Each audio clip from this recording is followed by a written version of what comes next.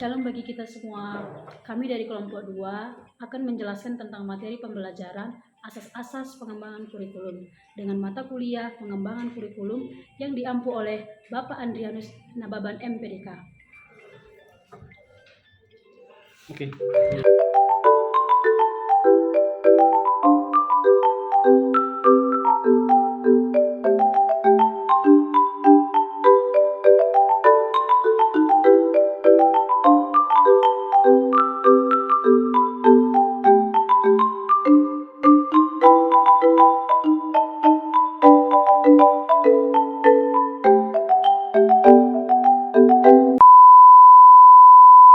Nah, untuk masuk di dalam pembahasannya, saya serahkan kepada rekan-rekan kami.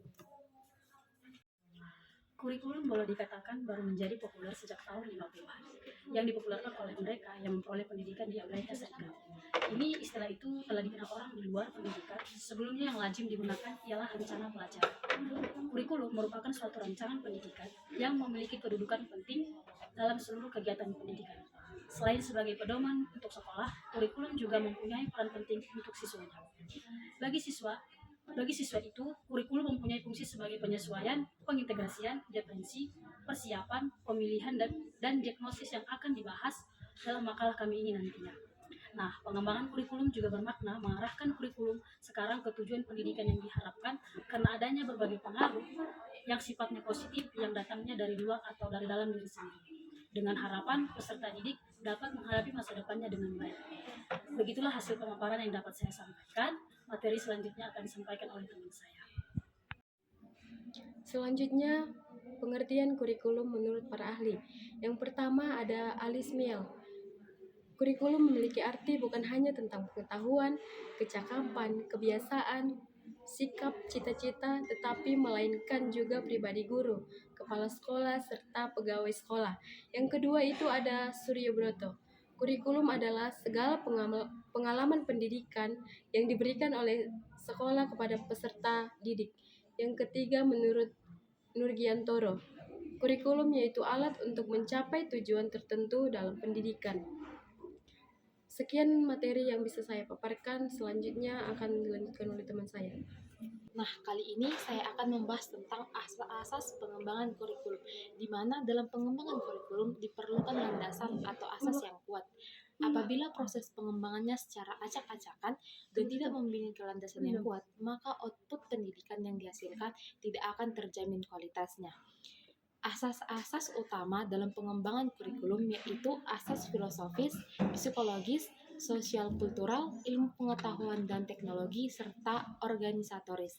Dalam pengembangan kurikulum, banyak hal yang harus diperhatikan dan dipertimbangkan sebelum mengambil suatu keputusan.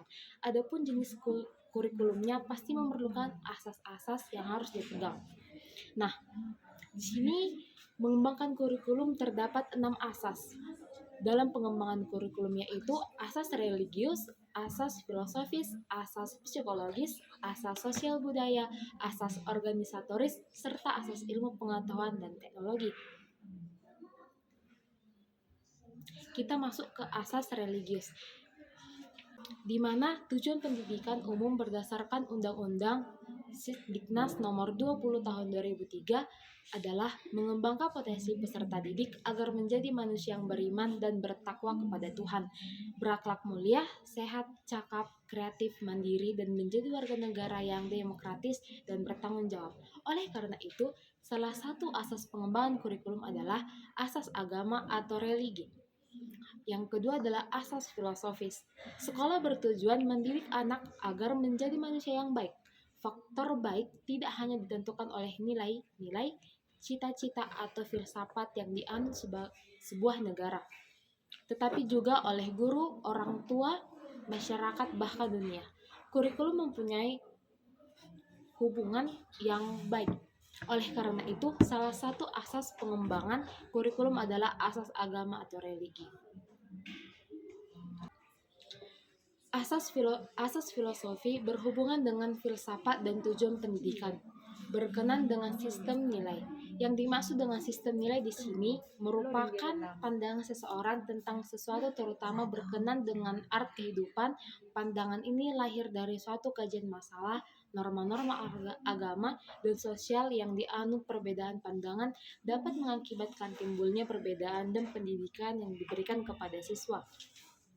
Dalam hal pengembangan kurikulum, filsafat menjawab hal-hal mendasar bagi pengembang kurikulum, antara lain kemana peserta didik akan dibawa atau diarahkan, apa hakikat pengetahuan yang akan diajarkan kepada peserta didik, dan bagaimana pendidik harus dijadikan atau dilandaskan.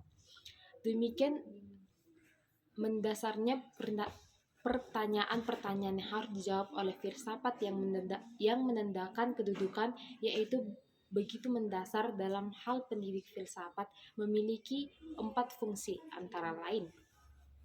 Yang pertama itu adalah filsafat dapat menentukan arah dan tujuan pendidikan.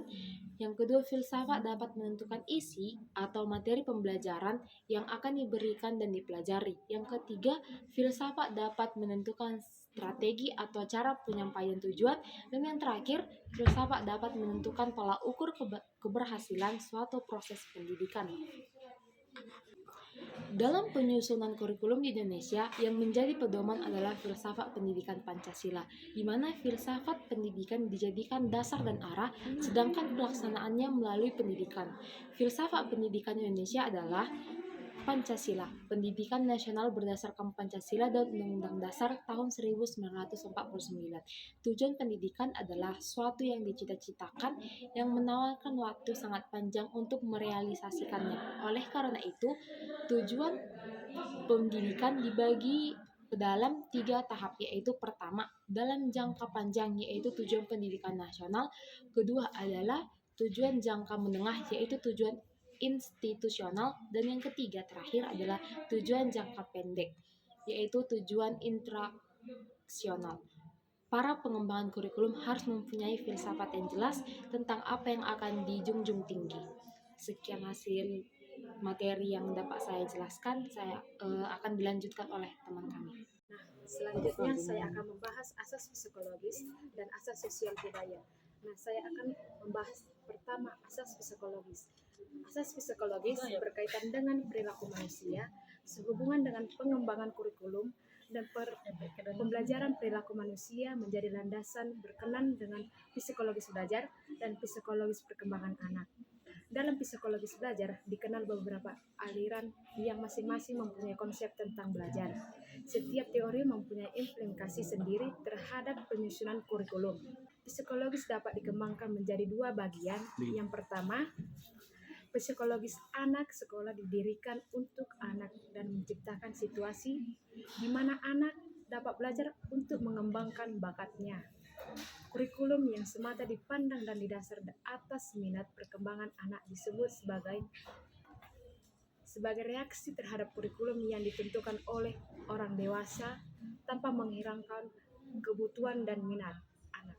Yang kedua, psikologis belajar diberikan dengan kepercayaan dan keyakinan anak dapat dididik dan dapat dipengaruhi kelakuan dalam belajar, dapat menguasai sejumlah pengetahuan, dapat mengubah sikapnya, dapat menerima norma, dan dapat menguasai keterampilan. Yang selanjutnya asas sosial budaya, di mana setiap masyarakat mempunyai norma, adat, kebiasaan yang tidak dapat dikenal dan diwujudkan anak, dapat dipribadinya lalu dinyatakan dalam kelakuannya. Tiap masyarakat berkelainan corak nilai yang dianut. Oleh sebab masyarakat suatu faktor yang begitu penting dan pengembangan kurikulum, masyarakat dijadikan salah satu asas dalam hal ini. Maka kita harus menjadi agar asas ini menjadi terlampau dominasi sehingga timbulnya kurikulum yang berpusat pada masyarakat. Sosial budaya berkenang dengan menyampaikan kebudayaan proses sosialisasi individu dan rekonstruksi masyarakat. Kurikulum dapat dipandang sebagai suatu rancangan pendidikan.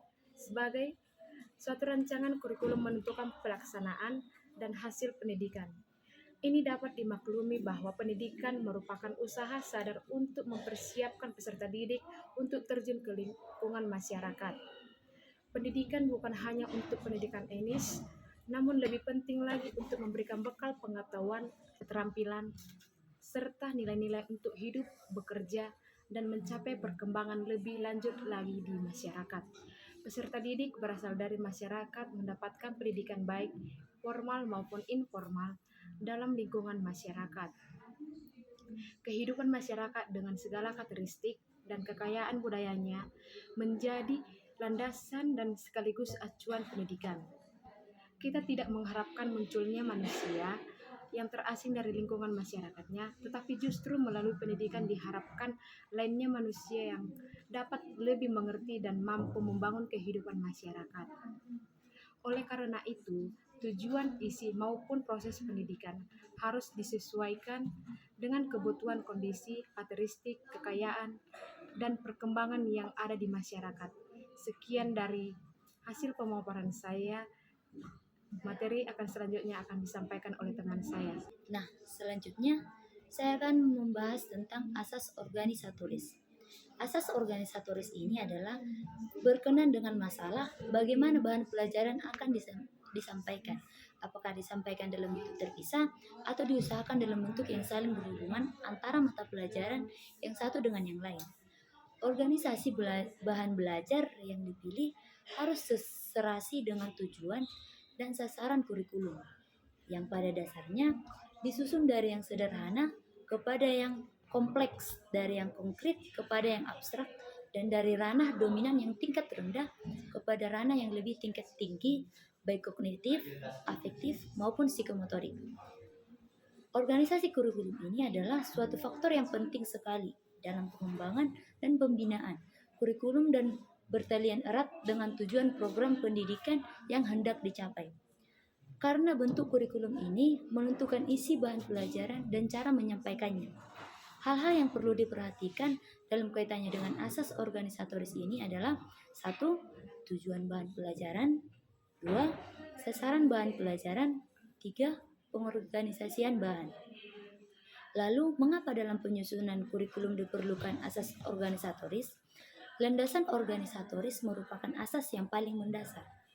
Karena kurikulum akan belajar dengan baik apabila diorganisasikan dengan baik pula. Hal ini untuk memudahkan pelaksanaan proses belajar mengajar sehingga guru dapat lebih mudah dalam menyajikan bahan-bahan pelajaran yang beragam kepada peserta didik. Ada 6 subjek organisasi kurikulum, yaitu 1. Subject matter kurikulum atau pendekatan mata pelajaran. 2. Correlated kurikulum atau mata pelajaran gabungan. 3. Broad-fielded kurikulum atau cakupan luas. 4. Integrated kurikulum atau kurikulum terpadu. 5. Core kurikulum. Dan ke-6. Activity kurikulum. Sekian hasil pemaparan saya, akan dilanjutkan oleh teman saya. Baik, mungkin demikian yang dapat disampaikan oleh rekan-rekan kami mengenai asas-asas pengembangan kurikulum. Kali ini kita masuk pada tahap kesimpulan. Yang menjadi kesimpulannya adalah dalam bidang pendidikan, kurikulum dapat diartikan sebagai suatu bahan tertulis yang berisi uraian tentang program pendidikan suatu sekolah yang harus dilaksanakan setiap tahunnya. Nah, mengembangkan kurikulum itu bukan suatu hal yang mudah dan sederhana karena banyak hal yang harus dipertimbangkan. Karena dalam pengembangan kurikulum itu banyak hal yang harus diperhatikan dan dipertimbangkan sebelum mengambil keputusan. Nah, dalam mengembangkan kurikulum perlu diperhatikan asas-asas kurikulum yang meliputi asas filosofis, asas psikologis, asas sosiologis, asas organisatoris, dan asas teknologi.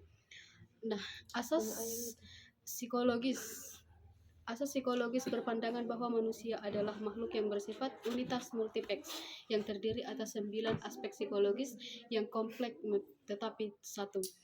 Asas filosofis dalam penyusunan kurikulum berarti bahwa penyusunan kurikulum hendaknya berdasar dan terarah pada falsafat negara yang dianut. Kemudian asas sosiologis berarti kurikulum sekolah dalam penyusunan dan pelaksanaannya banyak dipengaruhi oleh kekuatan-kekuatan sosial yang berkembang. Sedangkan asas organisatorisnya itu lebih condong kepada masalah dalam pembentukan bahan pembelajaran yang akan disajikan. Dan yang terakhir asas teknologi, yakni kurikulum yang boleh meninggalkan kemajuan teknologi pendidikan. Mungkin demikian pembahasan kami. Semoga pembahasan kami kali ini dapat memberikan manfaat bagi kita semua. Sekian dan terima kasih.